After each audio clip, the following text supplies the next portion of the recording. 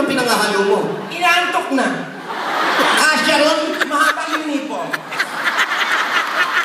Ulit! At sa gabi napupuyat ang iyong nanay sa pagtimpla ng gatas mo. Hoy!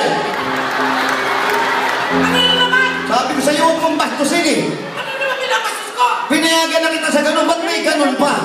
Ano bang ginawa? Pinanghalo! Ano pinapatuyo?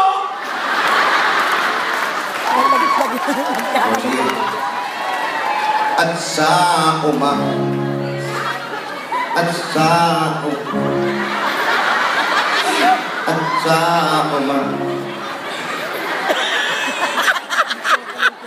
Ah, Ano to? sa tatay.